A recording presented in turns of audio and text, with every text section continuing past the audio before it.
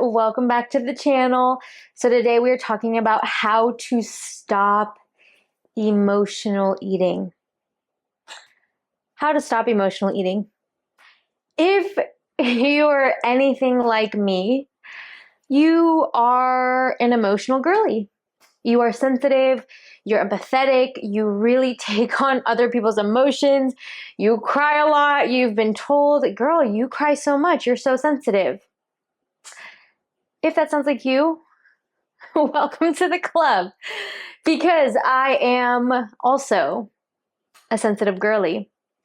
I, over the years, have done my best to wear this protective shell where I just shut off my emotions. I go into workhorse robot mode to try and act like my emotions don't exist. And a lot of the content that I watch or used to watch on YouTube and TikTok and Instagram, a lot of it comes from men, and the way that they're wired mentally is a little bit different than us women. And so I would get a lot of my content from other men. And so I just thought, shut off my emotions and I'll be fine. Work, take action, do, and my life will be perfect and amazing. And what I have found is that there is beauty in action without a doubt.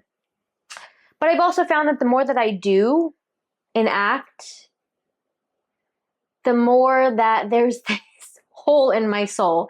There's a void in my heart. And that's because I'm not connecting with my emotions, which I believe is so important for us to do as women. I don't believe that we should let it control us and dictate our actions and dictate what we should do. But I do believe that we need to acknowledge how we're feeling and see our emotions and let them know that they are being seen and heard and loved. And that's something that I did not know how to do until very recently. I didn't know how to do for the majority of my life. When I was a kid, I was very connected to my emotions. But as I grew up, I was always told, you're so sensitive and you cry so much. Why are you crying? Why are you feeling emotional? And so I always registered emotions as a bad thing, being sensitive as a bad thing. So I was like, okay, well, being sensitive and crying, that's a negative thing. So I need to not feel those, shut those emotions down, turn into a robot, always be happy, always be positive. And I felt like stuffing what I perceived as negative emotions down just made it worse, because one day I would just break down and cry. So yeah, if you can relate, welcome to the family. And so how does this all tie into emotional eating? Well, because I would not feel my emotions, I would not face them, I would not confront what was causing them and then address those causes. I would just stuff those emotions down and they would manifest as anxiety and stress in my body. And so all of the emotions I was stuffing down, they would manifest as anxiety, stress in my body. They would manifest as tension. And my brain associated that feeling of stress and anxiety and tension with, food. Because whenever I eat food, it solves that emotion. It doesn't solve it in the way that I want it to, but what it does is it allows me to turn my brain off, turn my emotions off, put all of my focus into emotional eating and binge eating and overeating. And then once I would overeat, then I would dwell on those feelings of overeating and I would feel guilty and I would feel bad. And as weird as this sounds, I subconsciously would have rather been feeling bad about food than have to address the other things in my life that I was sad and upset about. So to give you an example that I've referenced in the past, one of the main feelings that I noticed that I was trying to avoid was feelings of loneliness. I definitely describe myself as an introvert, and because of that, I tend to isolate myself. And I realize that I'm someone who really thrives on human connection. I thrive on really close interactions with my girlfriends, with my family members, with my clients. I really thrive on that close one-on-one interaction. And oftentimes when I'm just stressing myself out about life, I don't take the time and energy to nurture those connections. I'll just isolate myself, go on my phone, watch TV, eat food, because that's just so much easier. And so for me, I would have rather gone through the pain of, well, first the pleasure of emotional eating, because you get that immediate dopamine hit, and then it would take my attention from that dopamine hit to, oh, I feel guilty about food, I'm focusing on my body. And what I didn't realize was all of that was actually a distraction from the root cause of my problem, which is I was so lonely. I was so lonely, and I was like craving human connection. But it was scarier for me to go out and date and meet friends and repair connections with my family members that I was craving, but I was scared to make those amends. I was scared to have those conversations. And so it was just easier for me to go to food and put all of my attention into food and put all my attention into my body and my weight. And so a lot of my personal emotional eating was connected with loneliness, but how that might tie into your life is we often use food to mask our other problems. We often use food to avoid the other problems in our lives that we are not confronting. And I know for so many people, they hate their job, right? They hate their job.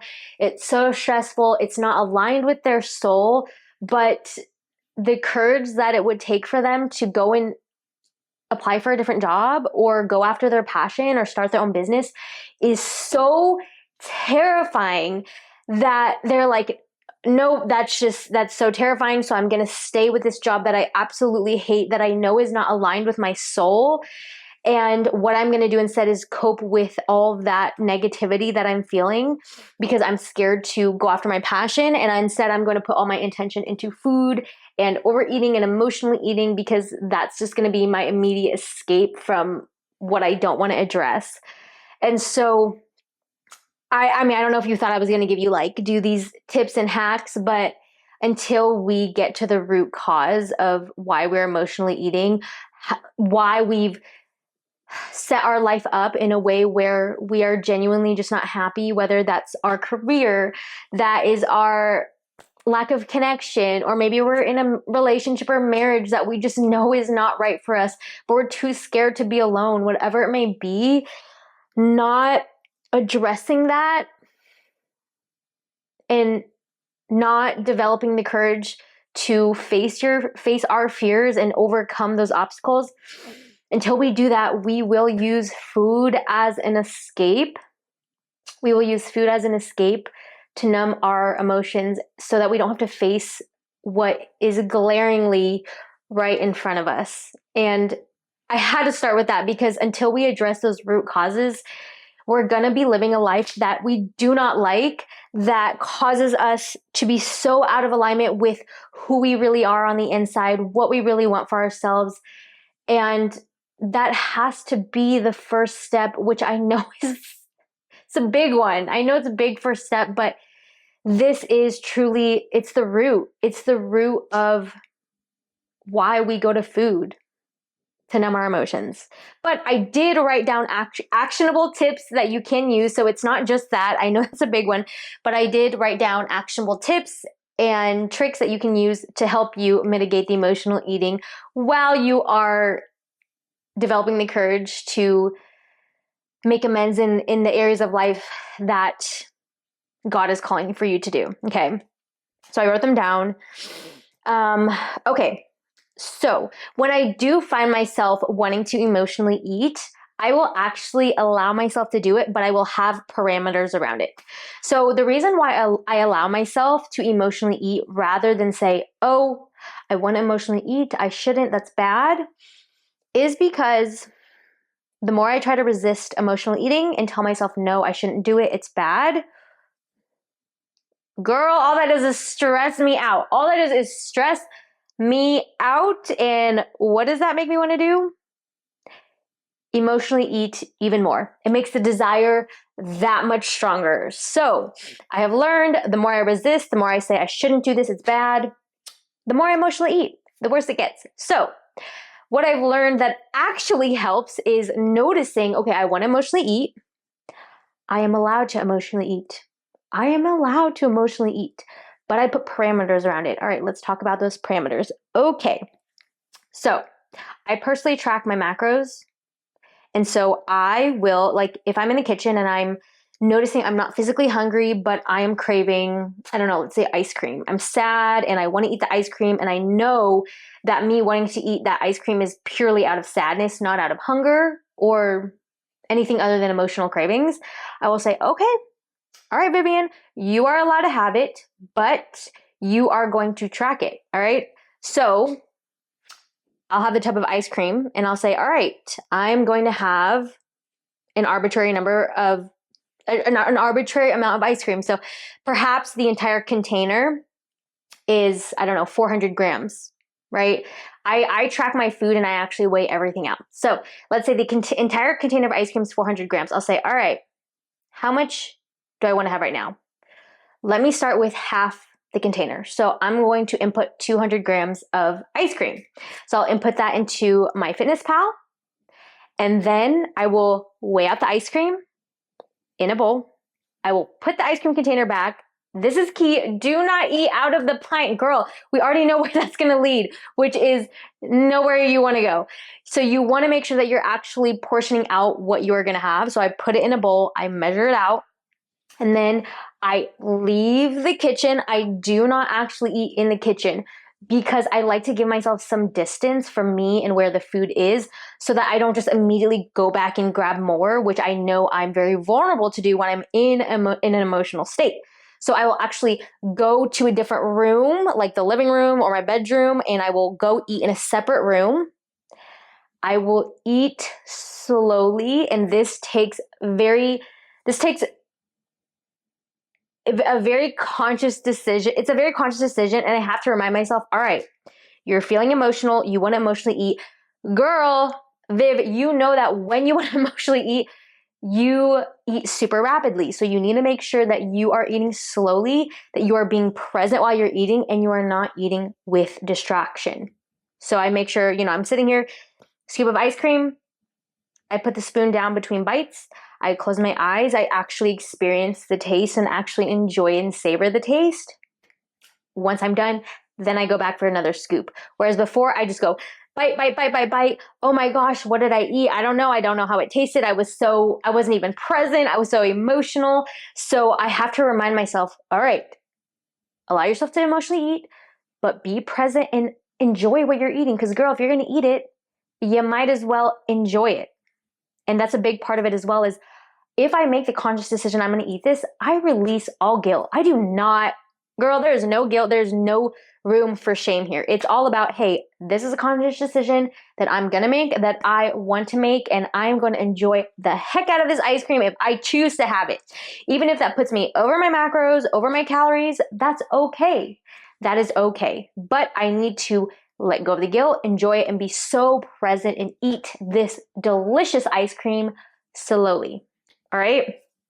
After that, if I then decide I want more, I will repeat the exact same process. All right, how much more do I want? The rest of the pint. Cool. Track it in my calories, weigh it out, put it in a bowl, leave the kitchen. And so all of what this does, I know it sounds like a lot of steps and it takes practice to allow yourself to emotionally eat, but also be so conscious and aware while you are doing it and not just go on automatic where you're like, oh, screw it, I'm going to just go for everything.